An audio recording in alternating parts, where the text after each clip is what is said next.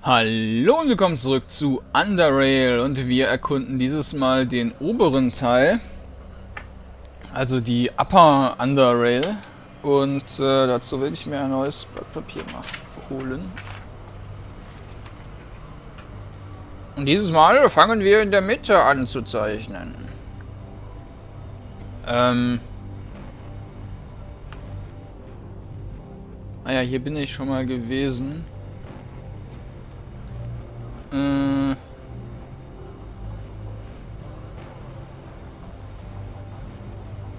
So, wir sind jetzt nach Süden gegangen. Das ist eine sehr dicke Zone, die auch etwas ungewöhnlich geformt ist. Und wir haben einmal nach Westen, einmal nach Süden und einmal nach Südosten.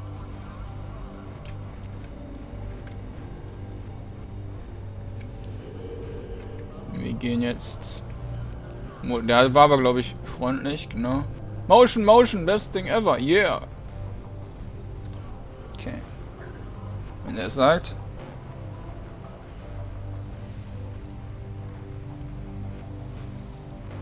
Okay, und da sind wir auch schon angekommen. Es scheint also hier doch eher klein zu sein.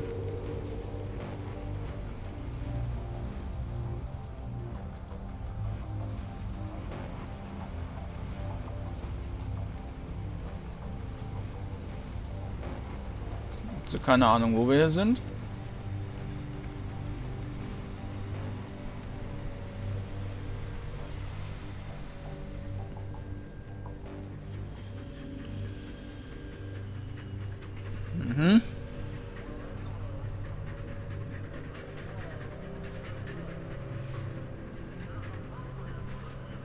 Es geht nach da, es geht nach links. Im Endeffekt sind wir jetzt hier auch wieder bei Core City, also geografisch gesehen.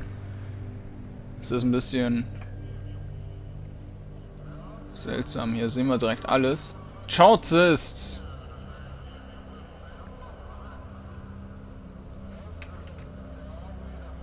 Adapt and overcome. With Chart's guidance, we will walk the surface.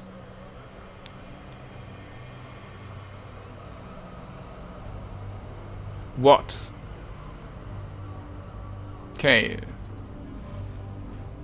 Daphne. A petite young woman appears to be lost in thought, her gaze fixated at some distance spot far behind you. Upon approaching her, she looks at you and smiles, making her cheeks plump up. When she speaks, her voice has a mostly pleasant timbre, but there's also a hint of abrasiveness from time to time, sounding like she's suffered some degree of damage to her voice. Hi, stranger. Are you here to join the Chartists? Maybe. What can you tell me about them? Oh, well then, if you are, join the line. Ha! But first, allow me to introduce myself first. I'm Daphne. Nice to meet you. It's Kordanor. Nice to meet you too, Daphne. Kordanor, got it. Okay, Kordanor, let's talk. What can you tell me about yourself? I'm a geneticist from Foundry. What exactly do you mean by that?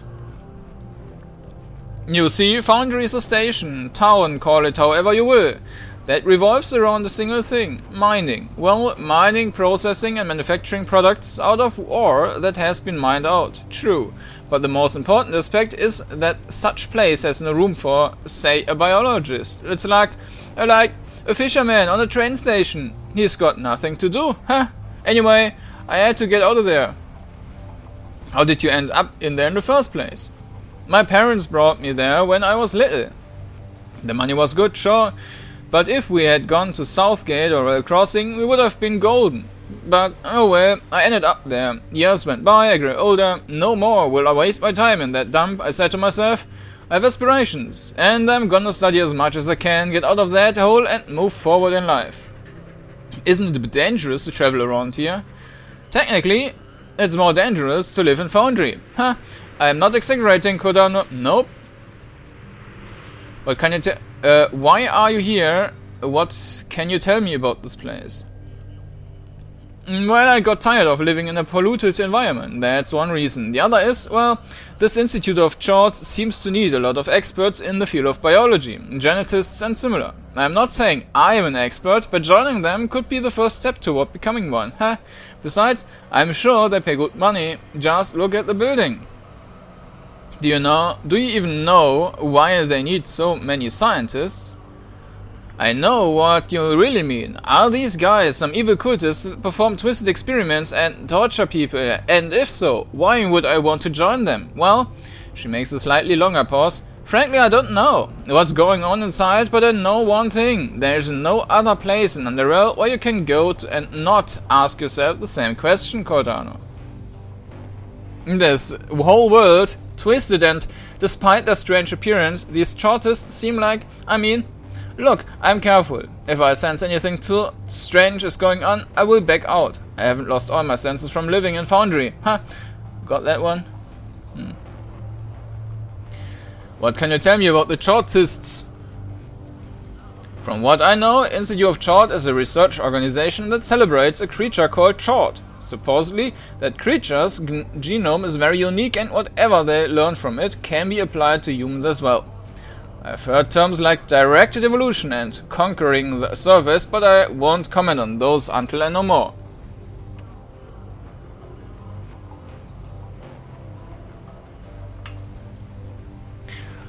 This is their main building. They supposedly have facilities in deep caverns as well.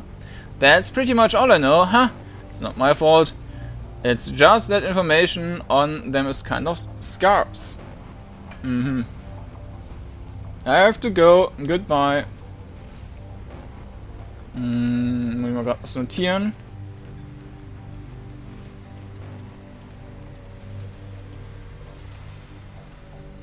So. Das war Daphne.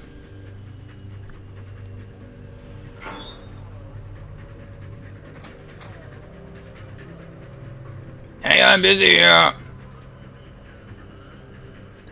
Cash Register. Goodbye. Fridge. Können wir auch nicht ran. Ja. Kale.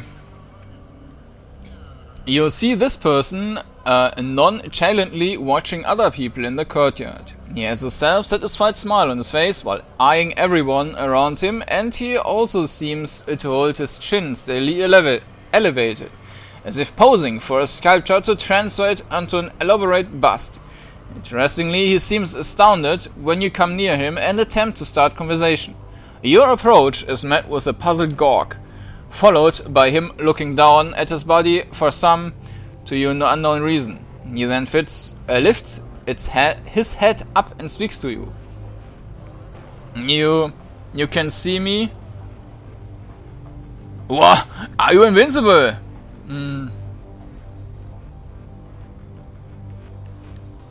No, I can't. What's going on? Where are you? Where are you? Yep, you seem pretty visible to me. He ponders for a moment, then responds. The only reasonable explanation for you being able to see me must be that you possess some special gift, some special power. Mortal. Yes, that must be it. You've lost your marbles a long time ago, man. Oh, Divine One, it is an honor to be in your presence. Oh, it's good to know. Who are you anyway? I am Kale, the Lord of Invisibility. I am the only one who truly mastered the art of being a state of gone, complete invisibility to the naked eye. Gone is the proper term for such state, and it was I who came up with it. Well, it ain't working, pal. Oh, Divine One, that is indeed something. I want to know more about it. That sounds pretty cool. Of course, I can see how much divine things can impress mortal beings, such as yourself. Yes, would you be so kind to tell me your name? It's Kordanor. Kordanor is a immortal name, indeed. Well, let's talk about that gift of yours, shall we? Let's... Tell me of this gift of yours. When did you first notice you were able to see invisible people? If you can see someone, then he is not invisible. I was never able to see invisible people. You don't seem to understand the question. Working with mortals is painful. Let's try it like this. I am invisible. You can see me. Therefore, since common mortals can't see me, but you can, you must have some special ability which allows you to do so. That is the only logical conclusion, and if you... He stops speaking, as if his eyes shift away from you. He begins scratching his beard. Soon after, he points his finger at you and speaks. I understand now why you are so confused. Ha! You haven't had the opportunity to see an invisible person because there wasn't an invisible person to see. What? You cannot answer my question about first noticing. You had a gift which allows you to see invisible because you never had the opportunity to see an invisible person. I carry the lot of invisibility. I am the first invisible person you were able to see, and that is why the existence of your gift seems perplex you so much. For one, to know if he is capable of seeing invisible people, he must first see someone who is invisible so that his mind can confirm that he had seen someone invisible. But since you could never see anyone invisible because there wasn't anyone invisible to see, then one is unaware of his ability to see invisible people. So when he finally has an invisible person to see and he sees it, he doesn't attribute that to the fact that he is able to see invisible people, but considers the invisible person to be visible to everyone. But that still doesn't answer you how you are able to see me or the origin of your gift, mortal. Well, since you seem and have no freaking clue what I'm even talking about, I suppose you won't be of much help. So we better leave it at this. I'll just disregard you as an anomaly and stop concerning myself with it. I think it's best if we discuss something else. If we must. If you call everyone mortal, does that mean that you are immortal? But of course, I am special. Do you think this ability was bestowed upon me would fit a mortal man? Just wasted once. I, Kale, the Lord of Invisibility, perishes? No, that is not how these things work, mortal, and I don't expect you to understand. How can you be so sure? He rolls his eyes. You and your mortal questions. How are you so sure? I am sure because what I possess should not be possessed by a mortal man. And if it is not for mortal man, then I am not mortal. Do you understand? But why exactly shouldn't a mortal man have the power to be invisible? Because mortal people are regular people, common, and common men cannot enter the state of gone. I, Kel, the Lord of Invisibility, am special, can enter the state of gone, therefore I am not mortal. Simple logic, mortal. Now stop bothering me with these silly questions. Can you tell me more about your invisibility and gone? It might be too much for your mortal brain to handle. I'll explain it to you in mortal terms. I was born special. When I was 5, I noticed that when I focused really, really hard, I could become invisible. People walked past me like I wasn't there, like I was completely gone. The older I got, the easier it became for me to enter the state of gone. Therefore, I entered it more often naturally. By now, I've pretty much perfected my craft. Well, you can see me, but you must possess something special which allows you so. What if people just ignored you? Impossible. It would mean that all those mortals had to know exactly when I was focusing really hard to enter the state of gone, and then simultaneously decide to ignore me. That sounds, well, retarded. The only logical explanation is that I became truly invisible to them. Why did you call it gone? I like the way it sounded. Gone. Gone. Don't you hear the majesticness? No? Never mind then. Why are you here, and what do you know about this place? I am here to show my power to the Chartists. Unlike you, mortals, I can go everywhere I like without being detected by mortal eyes. I am special. With that said, I believe these Chartists, who seem to love praising powerful entities, should be presented with an invisible man, me. As soon as I decide to reveal myself, they will most certainly praise me and will be granted entry into this glorious building. But why Chartists? Couldn't you find someone else to praise you? Filth! I, Kel, the Lord of Invisibility, dislike everything Underrail has to offer. Everything but the Chart Institute, or whatever it's called. This building is worthy of being my residence, and so it shall be once Chartists see the invisible man, me. They must live in abundance, and I deserve only the best. I hope that answers your question, mortal. What do you know about the Chartists? While they are mere mortals, which usually aren't worth my time, these shortists seem very religious to me. They praise this short something, and that's what I know about them. Now, once I show them what I care a lot of the invisibility am capable of... Invisibility? Well, of course, do I have to explain everything to you mortals? Where was I? Oh, never mind. Goodbye, Kel. Goodbye, mortal. Verrückter.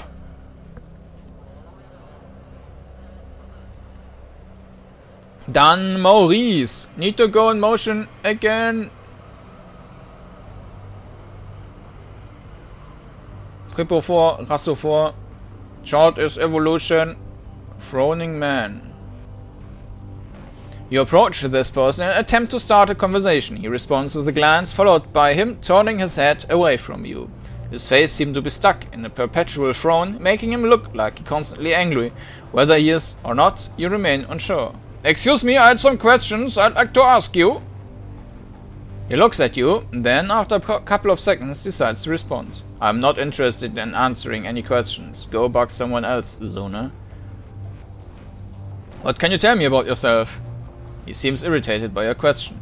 Will you leave me alone already? Which part of the go bug someone else line did you misunderstand? Go as in get as far away from me as possible. Bug as in annoy, rile, bother someone else, as in someone that is not me. Get it now? Why are you here? What can you tell me about this place? His frown becomes even more pronounced. Deaf, stupid, or both? I'd say both. Therefore, I'll have to lower myself to your intellectual level so that I may be able to convey the message that I have been trying to convey for some time now. Here it is. Shoo, don't speak to me ever again. What do you know about shortists? He spits his word through his teeth. Oh, what kind of a moron are you? Leave me alone or I'll zoom you out on the spot.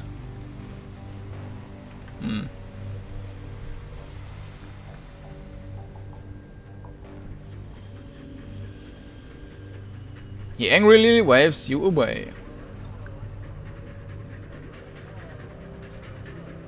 Short is oh, it's someone irrelevant.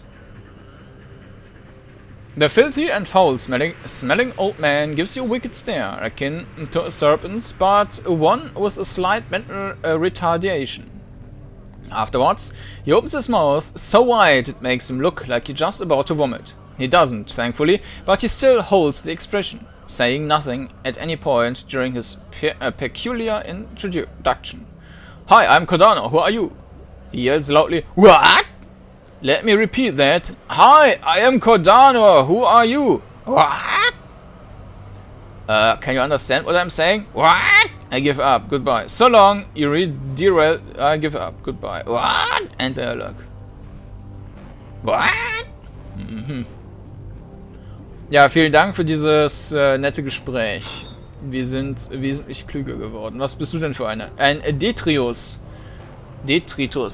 You approach a young man standing next to a barrel full of boiling soup, which doesn't smell nearly as life-threatening as it looks. He wears old, worn-out but clean clothes that look like they would easily disintegrate should he stand next to a passing train. His physique, on the other hand, is much more solid. Handsome, with a burly body covered in clear, uniformly toned skin. That, combined with his unusually milky white teeth, makes him look like he was created to simply stand still and look good. His calloused and heavily scarred hands, however, imply the opposite. Need something? Hello, I'm Kordanor. I have some questions, if you have time. Nice to meet you, Kordanor. I am Detritus. I got nothing better to do anyway. What did you want to ask? What can you tell me about yourself? At first he seems a bit uneasy about the question, but then decides to answer it. I am a simple zoner from Core City who's researching for something better in life. Heard of Drop Zone? I lived there my whole life. Awful place to live in. Awful people, awful food. If you can get your hands on some, and in general, it's awful. Was there anything good about the zone for you? Family, I suppose. Nothing else really comes to mind. But the zone enjoys taking away good things from you. Plague swept my whole family away. Father, mother, granddad, 5 sisters and 2 brothers, all of them older than me. All gone. It is usually easy to lose life in drop zone, but that plague, that was pure evil. Plague? Yes, a hardcore plague dominated half the zone several years ago. Not a lot of folks know about the plague, cause no one really cares what happens in the drop zone. But as zoners, we care. I care. My dearest are gone cause of that pipe-working plague. How did you manage to survive? He shrugs. Luck? It must be luck, cause I don't have an explanation why death decided to spare me. I mean, I've never been ill in my whole life. Ever. No colds, let alone something more serious. Ist wahrscheinlich irgendwie genetisch verändert. That's interesting. Maybe you were immune to the plague somehow. Have you ever been to a doctor? He bursts out laughing. Doctor? No, I'm a zoner, remember? Bah, you don't understand it. You come from a different world. It's all just luck. Everything in life is about having luck. That's what I learned. You can be good at something, sure, but if you are unlucky, then that's that. Nothing helps. Look at my hands. I've been working like a slave my whole life, and everything I've earned can easily be chucked down pipeworks. It's miserable. I was lucky enough to survive the plague, but unlucky with everything else. He shrugs, drifting off for a moment after taking a deep breath. He continues. Anyway, enough of that. Got any more questions? Why are you here and what do you know about this place? This is the Institute of Chart, the place where Chartists live and do whatever they do. I went to one of their lectures in Core City. It sounded hardcore even though I didn't understand half of it. Anyway, you look at it. It seems a lot better than the zone. He looks at you after a brief pause. So I came here to try my luck. Yeah, maybe there's a better life waiting for me behind that heavy gate. For more details about Chartists, better ask some of the smarter people around here. I'm sure they'll be able to explain it better than I can. What do you know about Chartists? Chartists might look like a religious cult, but they are about science. Now, I'm not a knowledgeable fellow, so a lot of the hardcore science stuff is beyond me. But the core idea is that we are all somehow connected to this chart creature. It has a similar DNA to us, and it can do some amazing stuff, like regenerate and live forever, adapt to anything, something like that. What's most hardcore is that they, Chartists, want to use the knowledge gained from charts to improve us. I mean, allow us to one day go to the surface and survive there. I definitely prefer that to rotting in that stinky drop zone. Who's the Druid Geezer outside? Now ignore that stinker, he ain't right in the head. He walks around and scares people with his filthy gaping mouth. The only thing he ever says is, "What?" Just that and nothing else. He's not violent, or else he would have had his innards splattered all over the floor by the reservoirs by now. Reservoirs? That is how the Chartist soldiers are called, if I understood it correctly. I'm guessing the word has some hardcore meaning or something, cause it sounds really weird to my ears. Just stay out of their way and you're good. Goodbye, Detrius. Barrels. Kann man aber nicht hin. Doch. What? Goodbye. Mal gucken, ob wir da reinkommen.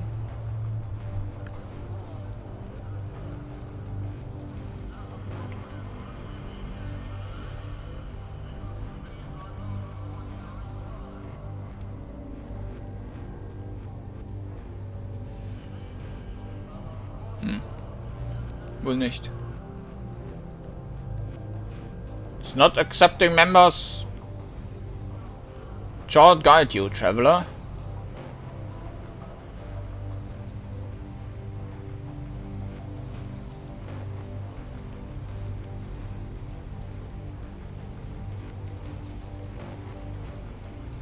Ne.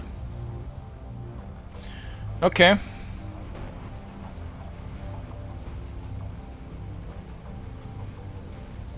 damit hätten wir das hier geklärt.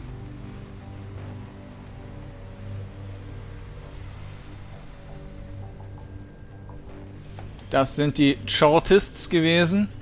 Ich gehe mal ganz kurz hier runter, um zu gucken. Ja, okay.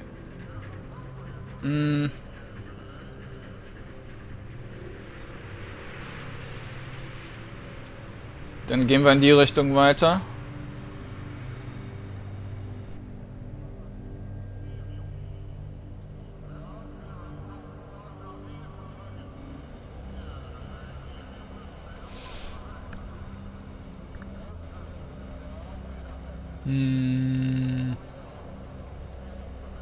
Das ist auf jeden Fall mehr klassisches U-Bahn-Netz hier.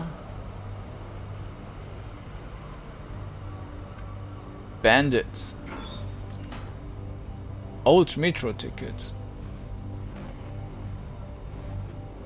Okay, die halten nichts aus.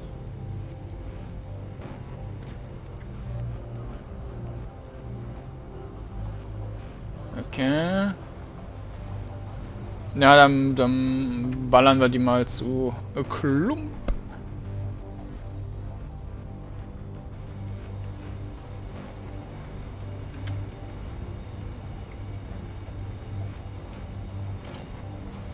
Ja, hallo. Und der lebt noch. Serrated. Weg.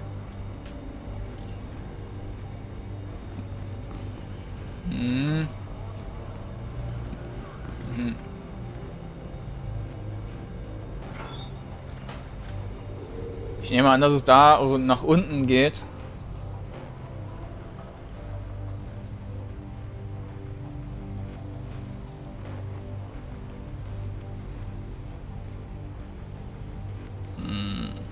Das sieht sehr zivilisiert aus. Ich muss hier vorne noch aber eine Notiz oder mir aufschreiben, wie das Level aussieht. Sehr breit und verhältnismäßig hoch. Okay. Dann haben wir da dieses eine Ding drin. Und da geht's nach oben. Okay. Dann gucken wir uns da mal um.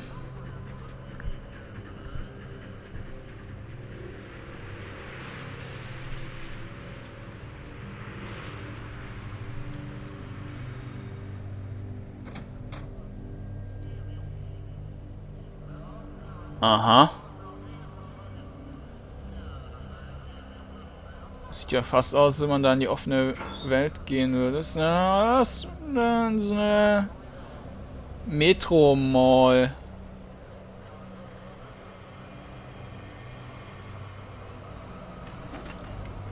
Ganz cool.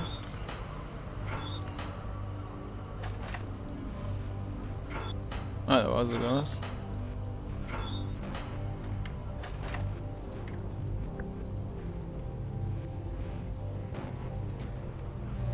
Merkt man nicht, wenn sich da eine Tür öffnet. Oh, da ist noch einer. Noch einer. Ne, ist nur einer.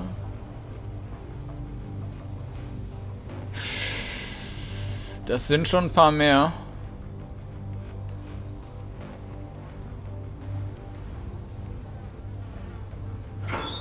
Da ist niemand.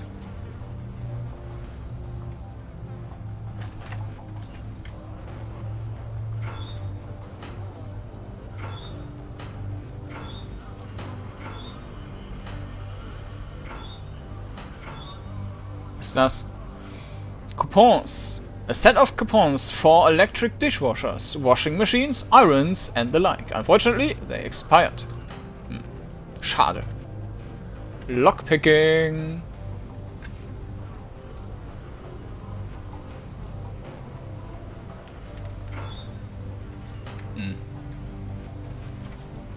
Lockpicking.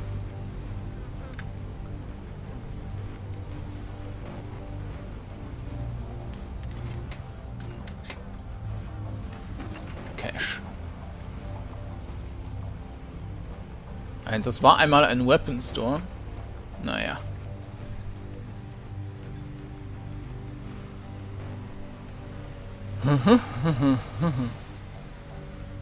Da haben wir weitere Verrückte.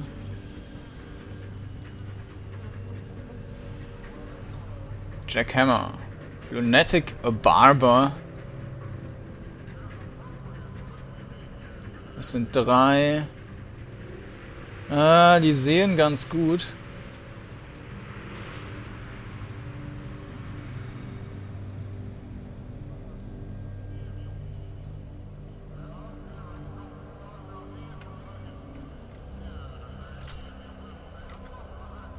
Vielleicht kriege ich den umgeschossen, ohne dass da wer anders reagiert. Das sieht gut aus.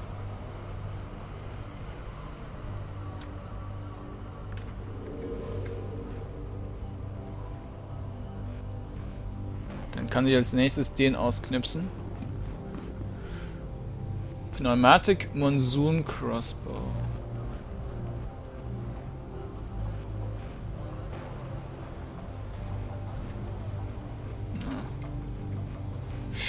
Überladen.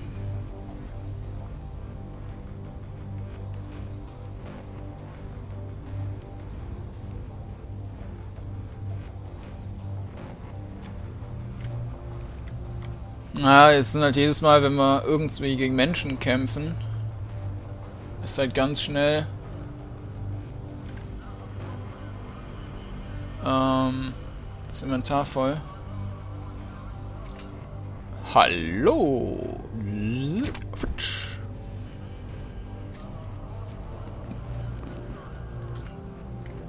Und wieder überladen.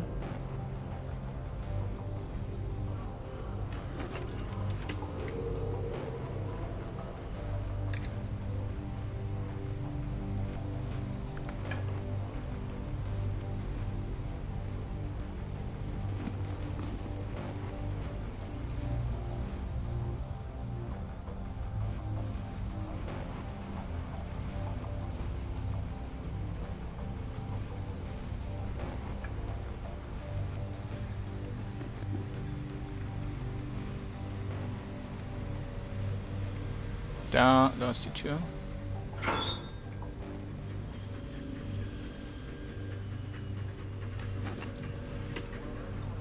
Keine Ahnung, wieso man da jemand 15 Charons reinstecken sollte. Das Fleisch ist auch sicher noch gut.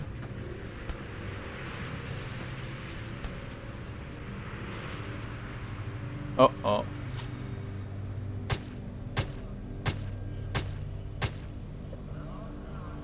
Das ist aber grundsätzlich so eine Sache, die eigentlich nicht viel Sinn ergibt, dass hier quasi überall noch Strom ist. Es wird ja auch nicht geklärt. Also es wird ja nie gesagt, wie die das Ganze mit Elektrizität versorgen.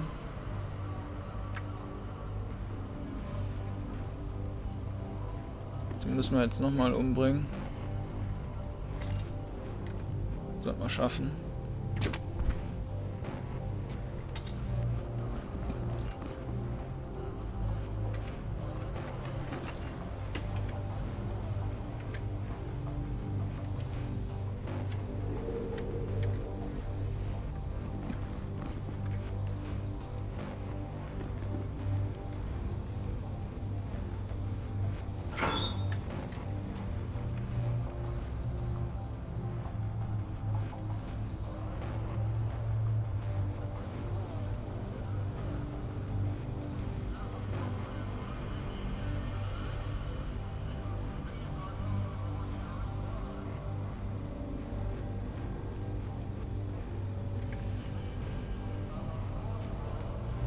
Da materialisiert sich niemand.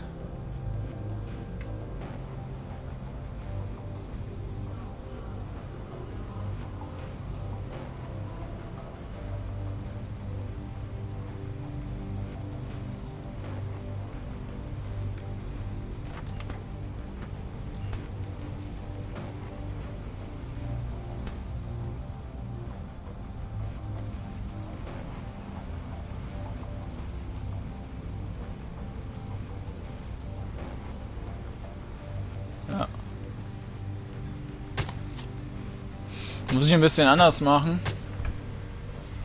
Und zwar, dass ich an der Ecke direkt den Kampf eröffne und quasi in den rein bumpe.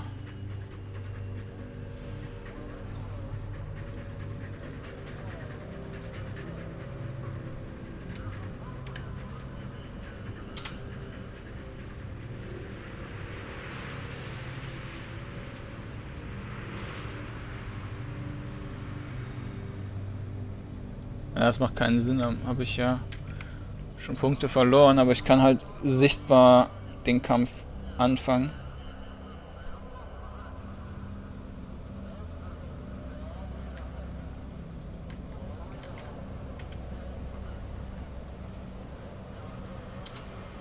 So. Oh, hoppla, da ist ja jemand. Oh, der hat aber auch sehr hohen Dingswert. Lunatic Assassin.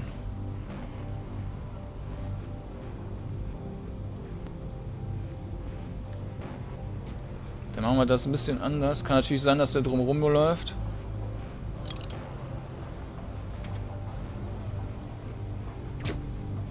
Mist me. Und gedazed. Schön.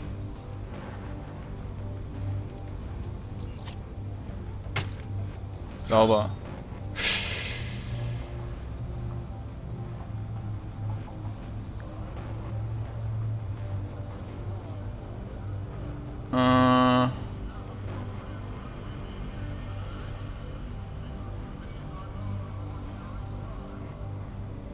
Da kann ich mich ja sicher hinbewegen erstmal. Oh, ne, das war eins. Ist egal. So.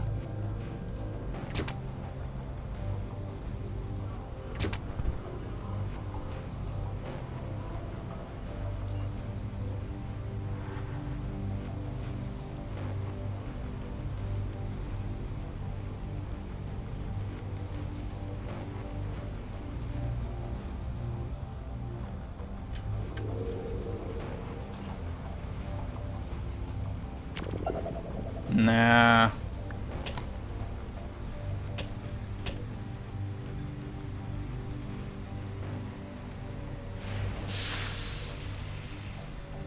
Das wird nichts. Dann muss ich die wahrscheinlich zuerst töten. Weil der ist der wird wohl sicherlich nicht dazu adden. Die beiden sind kein Problem.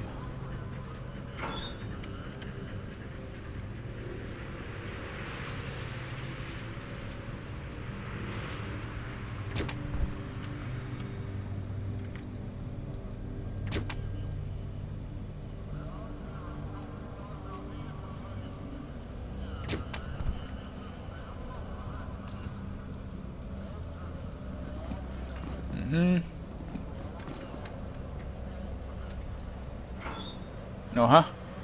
Tourist guide. It's some sort of an advertisement or a guide for people visiting Upper Underrail. Unfortunately, it's partially destroyed. But by the looks of it, one used to be able to have a lot of fun there.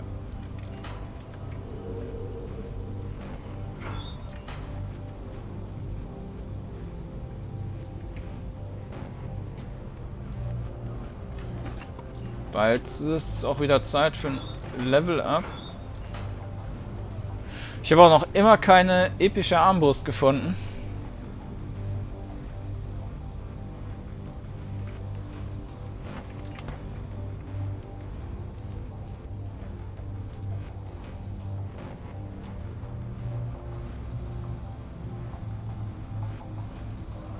Ich kann auch mal so tun, als würde ich da reinbumpen.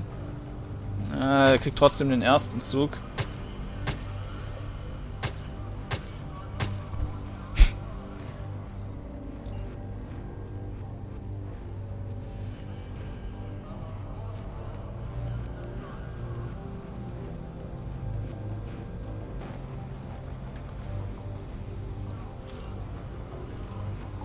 Bump.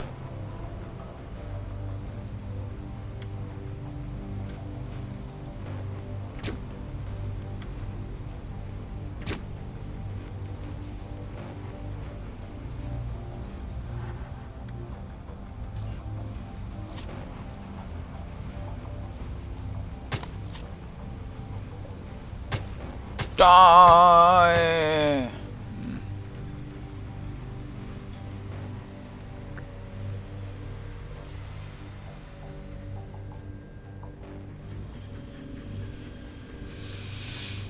Na gut, dann machen wir das halt wieder eben, so wie eben, bloß, dass es jetzt funktioniert.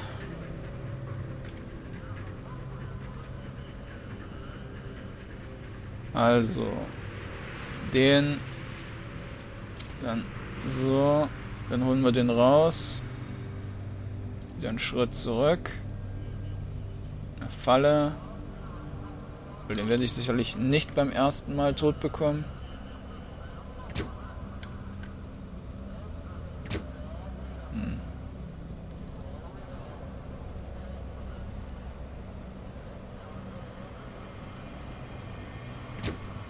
Dreimal geschossen, dreimal daneben. Na gut, jetzt haben wir eine höhere Chance und treffen kritisch.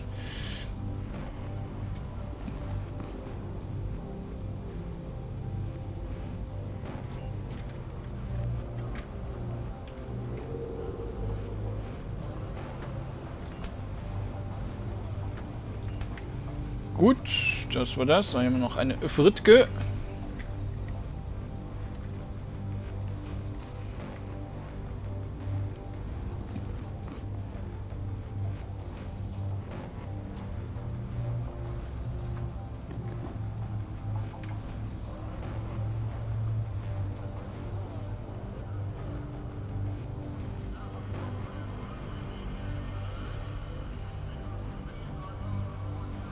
Da geht's nach oben.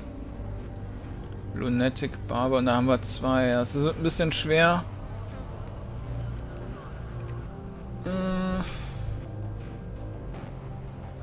Na, eigentlich wird's gehen.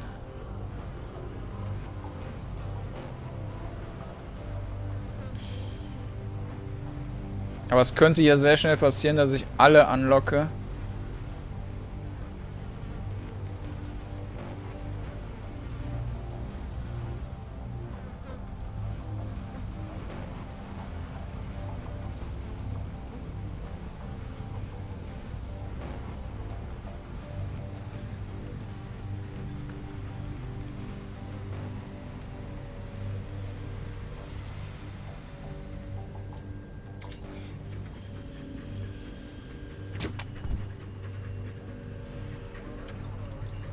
Okay, das hat funktioniert.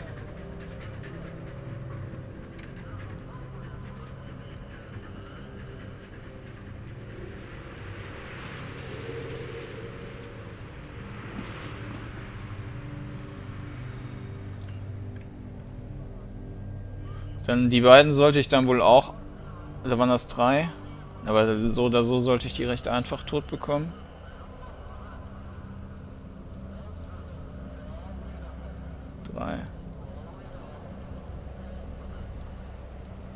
Machen wir sicherheitshalber da eine Falle hin.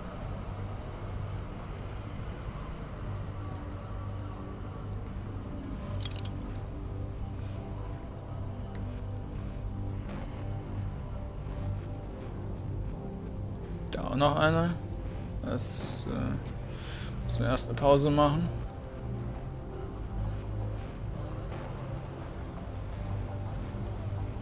Okay.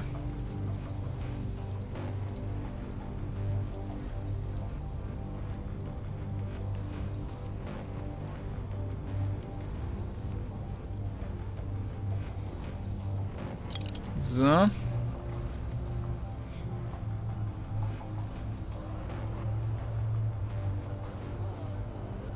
Die beiden kann ich erreichen. Den so ein...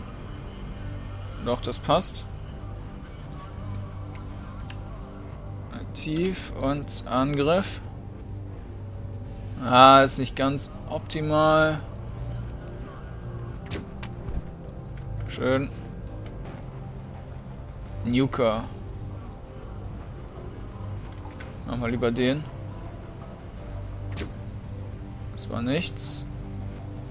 Schockbolt. You suck.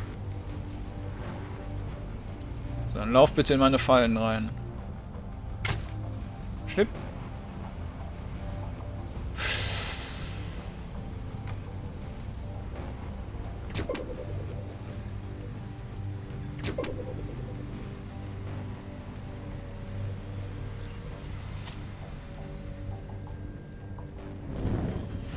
Aua, 194. Und dann sterbe ich auch quasi schon. It burns, it burns. Bäh. Ich meine, es ist natürlich schön, dass es überall Rüstungen gegen gibt, aber für einen einzelnen Gegner wird man sich dafür auch keine Feuerrüstung anziehen. Naja, es wird jetzt besser funktionieren, wenn man mal treffen würde. Also eben hatte zwar der erste getroffen, aber... gut, der ist zumindest gedazed. Der wird natürlich die... Wir könnten das damit machen, eventuell. Stirbt er damit auch schon?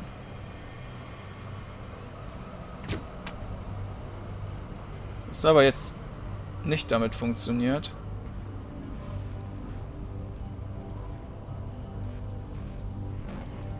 Habe ich das Ding nicht gezündet? Muss ich nochmal laden?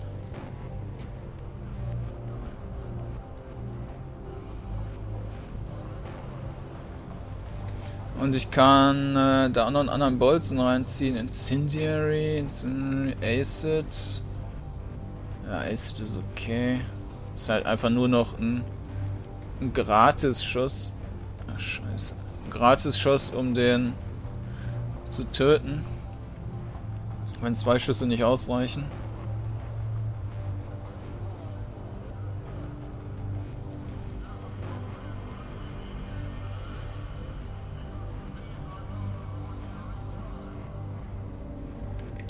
Den an. Aus geht's. Nummer 1.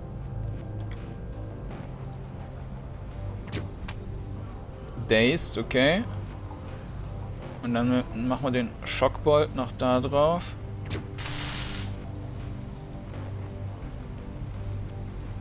Der wird sich natürlich jetzt heilen. Da hätte ich wahrscheinlich sogar... Ja, ne, ist glaube ich ganz gut so. Die werden jetzt eh in die Falle laufen.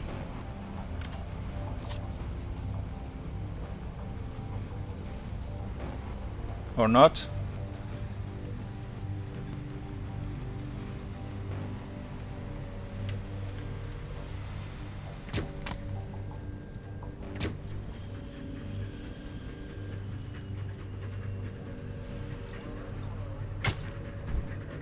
Der ist gestorben.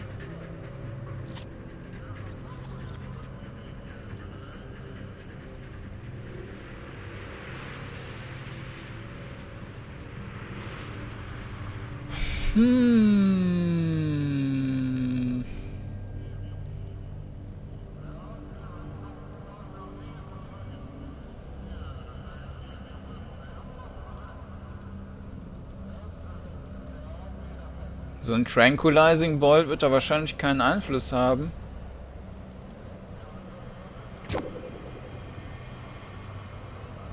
Nope, didn't feel that at all. Short-Term Immunity hat also außerdem. Ne, den muss ich auf jeden Fall zuerst töten, den Nuker, wenn der hier so einen Scheiß hat.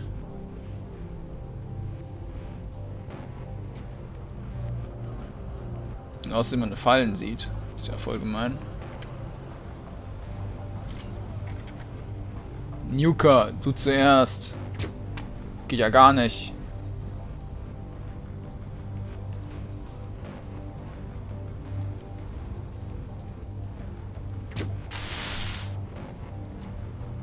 Na toll, er hat trotzdem noch überlebt.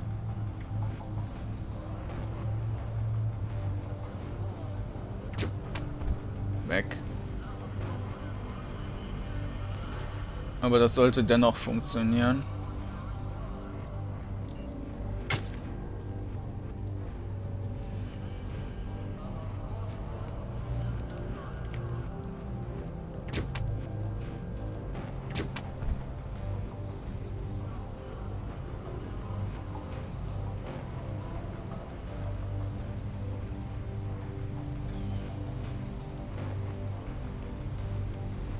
Scanner. Naja, dann komm mal her. Dann scan mich mal.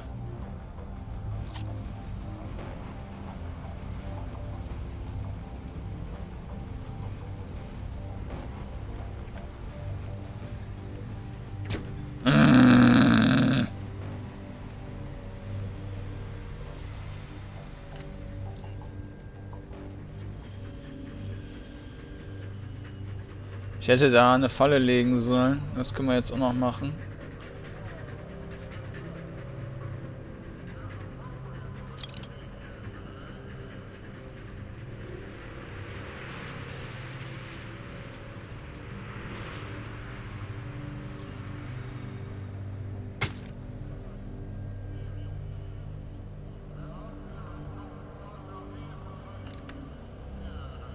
Na, der wäre sowieso gekrittet. Hätte ich mir sparen können. Na, ist egal.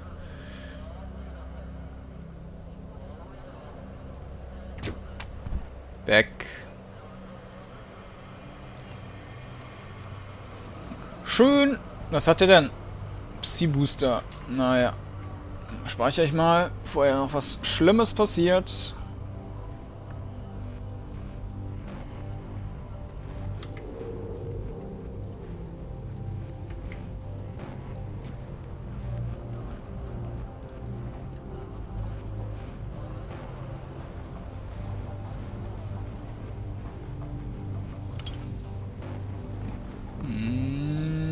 Hurricane.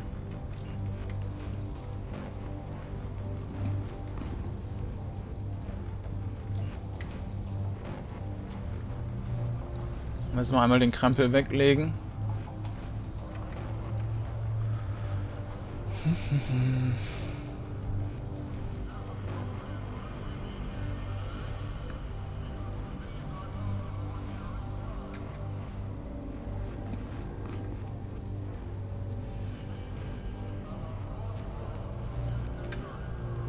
Da haben wir wieder Platz. Und dann die Typen hier noch.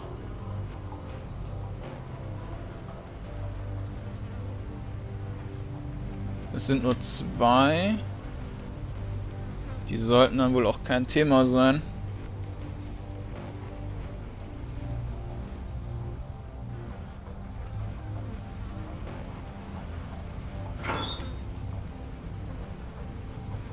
Hallo.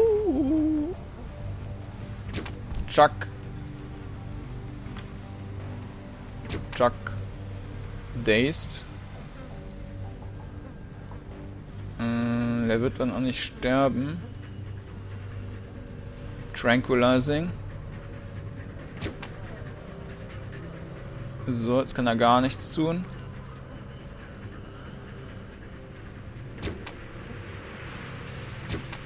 Und weg. Aha. Aha. Sonst ist hier nichts. Na gut, dann wieder zurück. Und dann werde ich auch erstmal den Heimweg antreten. Und ein paar Sachen wegbringen. Oder? Fire Crossbow. Wenn ich jetzt nur die Sachen wieder weglegen würde.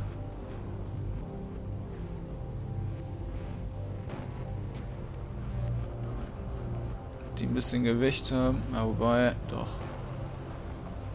Können wir noch ein bisschen weitermachen.